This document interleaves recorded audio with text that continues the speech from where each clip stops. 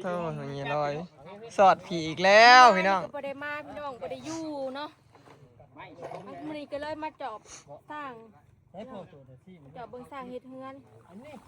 สบายดีเด้อพี่น้องจ้ายินดีต้อนรับเข้าสู่ช่องสลอยเด้อพี่น้องมื้อนี้อากาศร้อนเปิดกระบาดฟ้าน้ำแข็งสิเบิดละเอาเบิ่งสร้างพี่น้องบัวนี่ก็บ่ได้มา ถ้ามันมีน้ำมันเปื่อย เขาใส่น้ำบ่ก็เลยซื้อหมักโมสิมาพาสู่สร้างกินพี่น้อง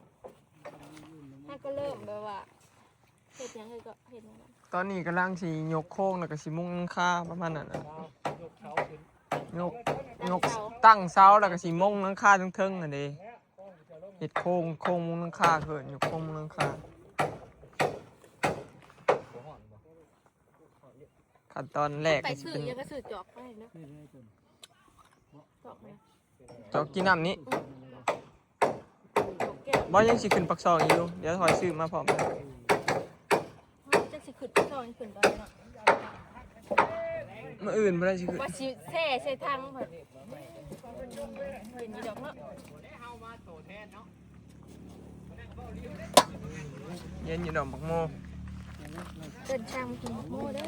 แตงโมเจงโมรถตะตูดับบ้านทำหน่อยมากินหมักโมเด้อมาเด้อ มาเด้อมาเด้อ เดินแช่มากินหมักโมเลย มากินบักโมเด้อสั่งเด้อแตงโมหวาน มาเด้อมาเด้อกินพร้อมกันพี่น้องอยากไปตลาดอันนั้นเนาะ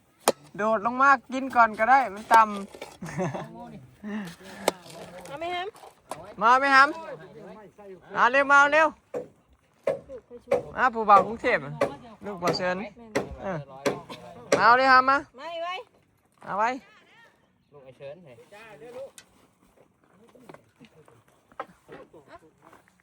ให้ได้ไหม เออ เด้อบอกก่อน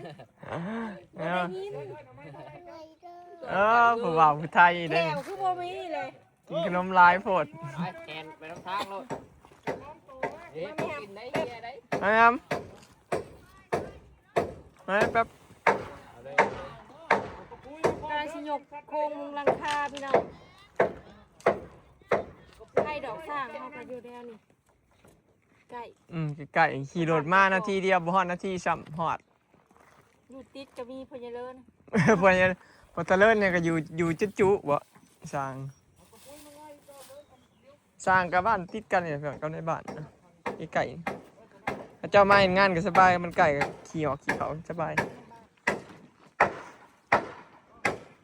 เบิ่งกำลังสิตั้งเสาเนาะตั้งเสาแต่ละเสานี่ขึ้นแล้วก็สิอยู่โค้งมุงหลังคานะพี่น้องขั้นแรกเขาเจ้าก็สิเฮ็ดตัวนี้ก่อนเนาะโค้งมุงหลังคาส่วนโต๊ะบ้านนี่ก็บ่ได้มีเกยออกมาเด้อพี่น้องบ่ได้เฮ็ดเกยออกมาคือในบ้านเด้มันสิเพียงกันขึ้นไปเลยนั่นนี่แม่นสิเพียงกันขึ้นเลยบ่ได้มีเกยออกมา บนเหยียบบนยังบนเหยียบบนที่มาใส่เสา แม่นยันบ่มีแฮเสามันหนักเด้เขาจะเฮ็ดบนเหยียบออกมาซื่อๆนี่เสาใหญ่นะเสา18พุ่น ปกติเห็นเขาเสานี่หน่อยเนาะ อันนี้น่ะ18เสา แต่เอ้ยนะเสียบ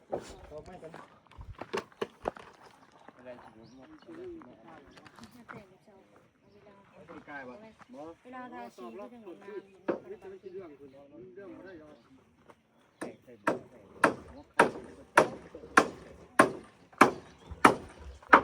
โอ้ย ในทางวันขึ้นมันเขาเห็นเสาผม แม่น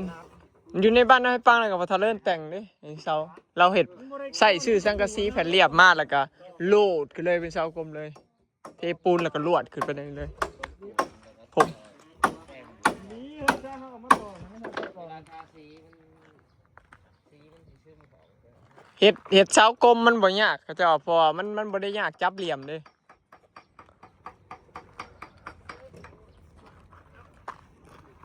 พอดีเนาะสร้างมื้อนี้2 4 6 7คนเนาะมาครบ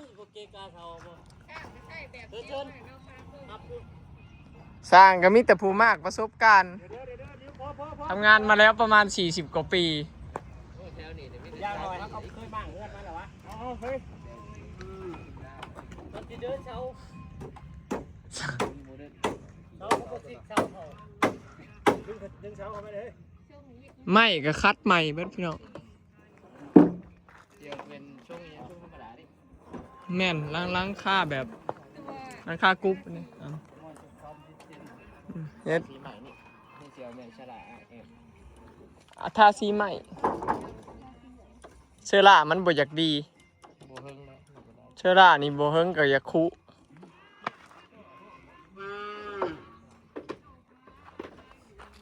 แต่ว่าเชื้อรามันสิประหยัดกว่าไม้แป้นเนาะต่างแต่มันบ่ดีเท่า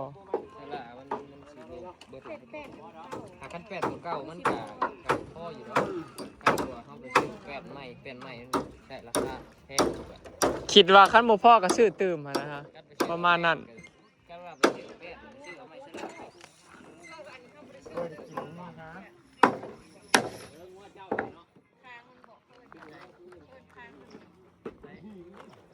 ได้ก็หูแล้วระวังดีเลย กำลังขึ้นโค้งพี่น้อง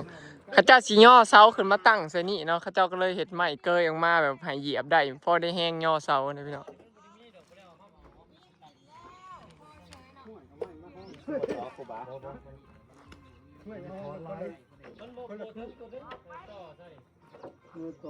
ตกกลางเลยเขาดูร้อง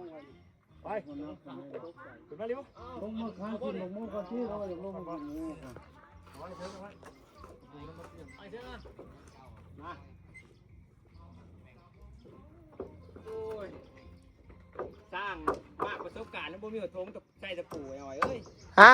สร้างมากประสบการณ์บ่มีหัวทงใจตะปูแล้วมันมากประสบการณ์ โอ้ กูมีมากประสบการณ์มันมีผมมันยังใช่เลยประสบการณ์มันหลายพวกแต่คนอื่นค่อยได้ใช้เด็กประสบการณ์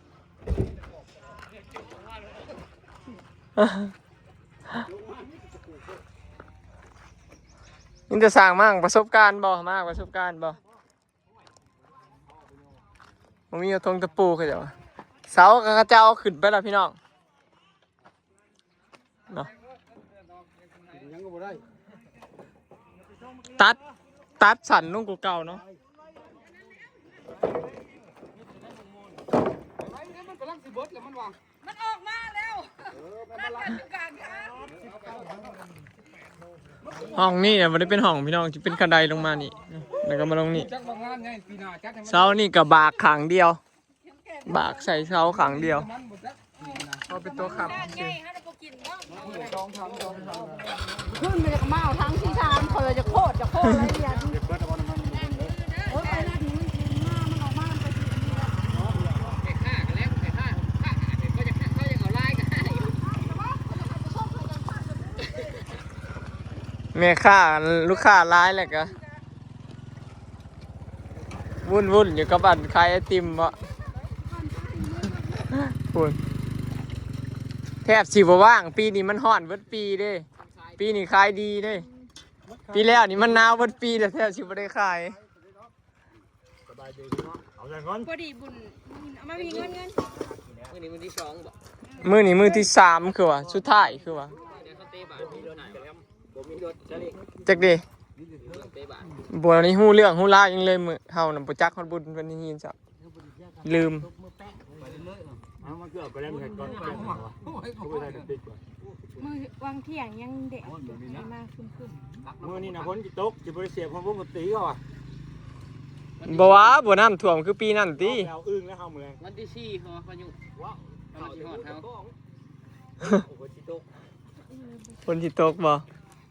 กับเฮาอ่ะสิมาลมน้ำชิมเจ้าเลยเรื่องค่าสร้างชิมเจ้าอ่ะได้ราคาใหม่อยู่บ่ ได้ คือเย็นเนาะจะกินแต่ว่าเรื่องนี้หาวันนั้นได้กันแต่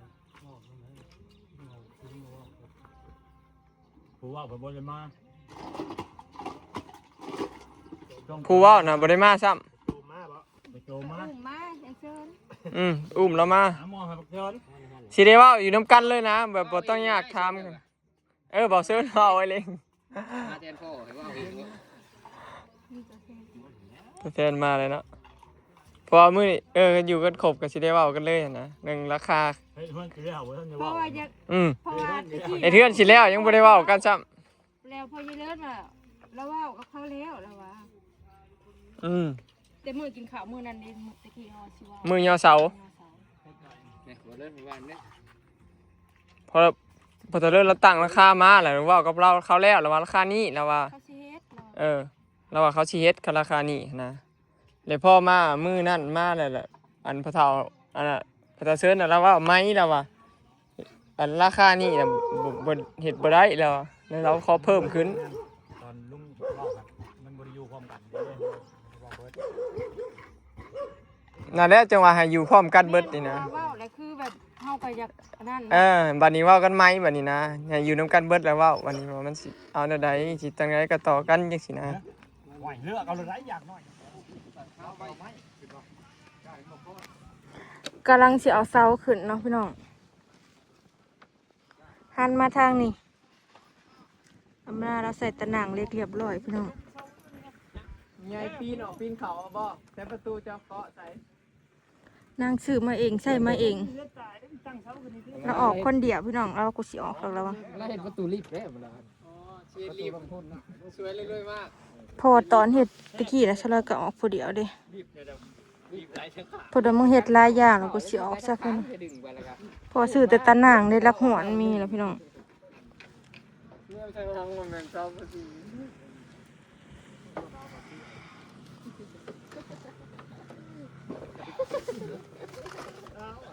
ตะกี้นะเฮาอยากได้เสาน้อยตะกี้ตัวนี้เอาใหญ่ได้ซันแล้วมันจะดีเลย เฮ็ดแล้วเลยจองมาอยู่หน้า เสาหน่อย ไม่ได้จองมาอยู่หน้าบ่ กาจะเดี๋ยวไม่อยู่กี่ละ อยู่บ้านนี่จ้ะ อยู่บ้านให้แม่อยู่ โอ้ยากแล้วก็อยู่ เราไปอยู่กับป้าไว้หั่นแหละ อยู่กับพาย มาอยู่อยู่แล้ว เอากับอีเที่ยวเมื่อได้ยังออกมานอนหน้าก็ออกมานอน เอานี่ว่าเราจิมาอยู่แต่ยังมันซิบ แบบไม่ใหญ่ผิวบ่ แบบไม่ใหญ่ผิว เฮ็ดบ่ทันแล้วยังเย็น แม่ไม่ใหญ่ด้วย นี่ว่าย่อยเฮ็ดชามนี้เฮาก็แล้วชามนี้เย็นแล้วเด้นี่แต่ถ้ามีรางชามนี้ เนาะ เย็นเลย เริ่มเป็นตะยู่เลยเด้นี่ บน ไม่แท้ในนี้ไปอีกห้องนึง ในหูบน่ะอยากได้อันเสาน้อยพี่น้องมันเป็นเสาเล็กเสากลม ห้องที่บ่แอ มันเป็นเสาโซตัวนี้มันบ่แม่นเสาอันนั้น นึงนะไอ้ห้องนึงมีปูไปให้เจ้าบ่ต้องมุ้ง เอา ทางในก็สิโล่งเนาะพอเฮาเทพื้น เปล่าเว้ย เทพื้นแล้วก็ ดัดฟ้า โอ้ยดานป้า ใส่กะโหลเนาะพี่น้องก็สิโล่งในทางในน่ะเนาะ วิว กำลังใหญ่เติบอยู่ได้พี่น้อง เฮ็ดเอานั่นเทปูเลย เจ้าว่ามันบ่งงบ่อันนี้ก็ได้คงมีจิตต้องเกยนะซึ่งลูก อ๋อมัน เสา12ต้น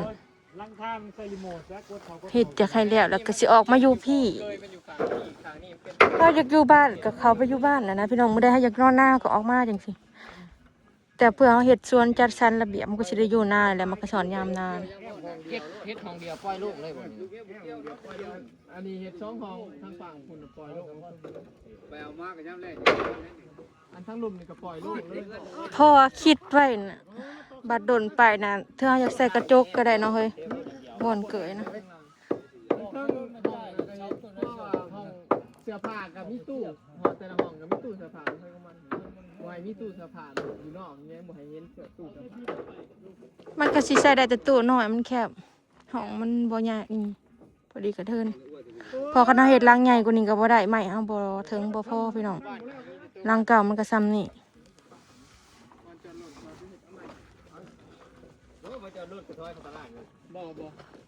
ราคากันก็สร้างยังบ่ตกแตกพี่น้องดูท่ากันทาเขาเจ้าร่วมกัน ข้างล่างก็สิใส่เป็นโต๊ะนางกินข้าวบ่โต๊ะ ไม่แง่มันลากกันมาเฮ็ดทางเขาเบิ่งนี่ นี่น่ะประตูเลื่อนเรามอง ใช่ ประตูเลื่อนประตู ประตู แจ๊ดเลื่อน เฮ็ดหรือบ่ เห็นไปแล้วครับ อ๋อ เด้เล็กนะถึงเอาเส้นหนึง สบายเนาะแบบนี้เนาะ เห็นประตูเลื่อนอยู่ว่า เลาะงวงเงียมๆแถวสวนเพิ่นนั่นแหละพี่น้องเอ้ยผู้เดียวเงียมกองใส่ไก่ห้ามื้ออื่นจังสิลงมือเฮ็ดพี่น้องหลายคนก็ว่าโอ๊ยเซาลอยบ่ต้องยากไปเสียหญ้ามาปลูก ไปซื้อในมาว่านโลด แม่น มันบ่มีพี่น้องหญ้าไทยเป๋ ตอนนั้นนี่ไทยก็ได้ คันบ่สั่งลาซาด้ามันมีแต่หญ้าให้งัวกินในมันนะ มันบ่มีหญ้าอันไทยเป๋ไทยอิหยังนะมันบ่ หญ้า มี อิหยังวะเพิ่นเว้าเลยว่าหญ้าเฟกเนาะหญ้าเฟกนะเอาหญ้าเฟกมาเลยปูง่าย ความคิดของเฮาเนาะสิไปเชียร์เอาหญ้าอยู่เฮือนเป็นเถาซีมาปลูก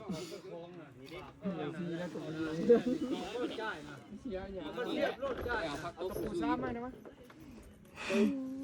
ลอยนะปล่อยลอยลงตาย เพื่อมีผักตบเองเนาะ เก่าแล้วเนาะมันบ่มีมันเป็นผาอย่างมันบ่มีเด้อ ผักตบเนาะสิใช้ทั้งลุ่มมันทั้งพื้นมัน ซ้ำมากับผักบุ้งแก้วอันนี้ น้องบอกกี้บ่เอิ้น นั่นโอ้ยครับเป่งสองมือได้ยังบ่เต็มแล้วเป่งย่ำมากกับเป่งย่ำบ่ได้มากกับบ่ได้เป่ง เพ่งไว้ที่เดียววันที่จะเขาทำเป็นแยก เช้านี่ก็บักใหญ่อย่างเด้นี่พี่น้องบ่ได้ธรรมดาเลยอันนี้ก็เช้าบักใหญ่หนึงเด้ 18 เพราะว่าเน็ตหนาตึดปึดเลยเช้าในบ้านก็เช้าซ้ำนี้ติเพื่อเช้านี่หน่อยนึง น้อยๆแล้วเฮาก่อมันเหลืออยู่นี่ อืมเริ่มแล้วเริ่มเอาเช้าขึ้นโค้งแล้วพี่น้องบ่ได้มามื้อหนึงเนาะ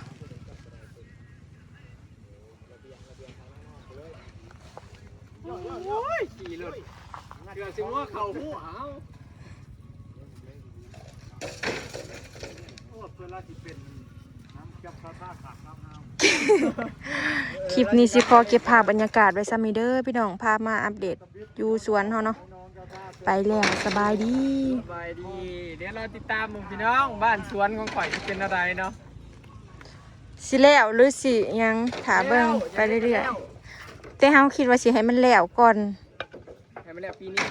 ให้มันแล้วก่อนอันยามฝนนี่นะเฮาอยากออกมานอนนา ย่ำดำนากับมานอนนี่ อืม ต้องเที่ยวขี่แต่ย่างไปกระหอด ฝากเป็นกำลังใจเบิ่งคลิปให้เฮานำเด้อพี่น้องเนาะเข้าเจ้าบ่แล้วสิทาชีน้ำลังแม่นบ่นี่ มันเป็นไปตามขั้นตอนมัน